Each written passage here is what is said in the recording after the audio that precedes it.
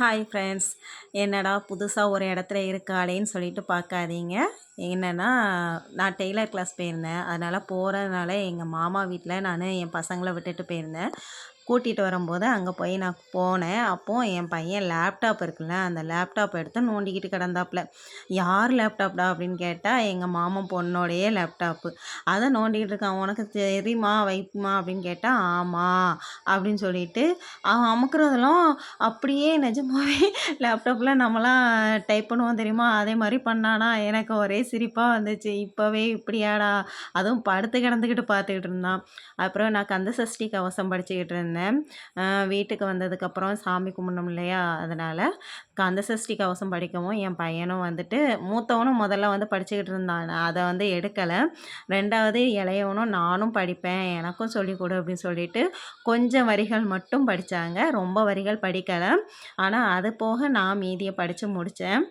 அந்த வரிகளை படிக்கும்போது அவனும் பின்னாடி பின்னாடி சொல்லும்போது கேட்குறதுக்கே அந்த கந்த சஷ்டி கவசம் அவ்வளோ இனிமையாக இருந்துச்சு. என் பசங்க இப்போவே கற்றுக்கிடுறாங்க, இப்போவே முருகரை பற்றி தெரிஞ்சுக்கிறாங்க அப்படிங்கும்போது ரொம்ப சந்தோஷமாக இருந்துச்சு.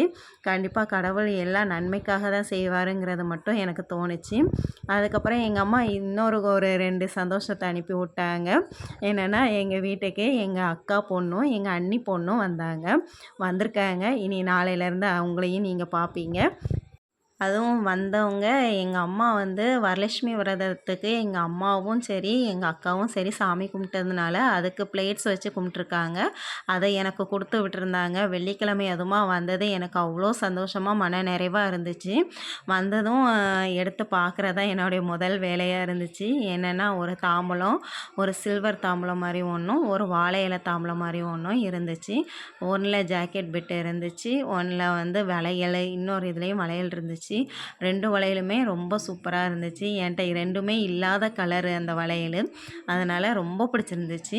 அதுக்கப்புறம் இன்னொன்று க்யூட்டாக அழகாக இருந்துச்சு. அந்த குங்குமமும் சந்தனமும் வச்சுருந்தாங்க.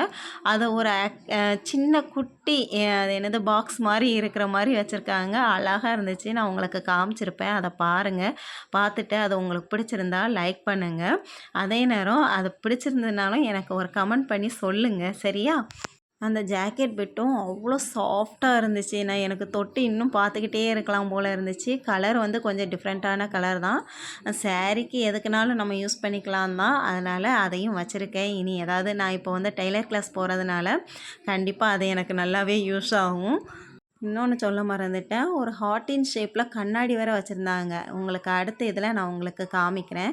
இது வந்து வீட்டில் வந்து அதுக்கப்புறம் ட்ரெஸ் மாற்றிட்டு பக்கத்தில் ஒரு கடைக்கிட்ட ஒரு குட்டி பாப்பா இருந்தாளா, அவள் பார்த்துட்டு ஐயோ என்கிட்ட சூப்பராக க்யூட்டாக வந்துட்டா, மூஞ்சி பார்த்துக்கிட்டே இருந்தா.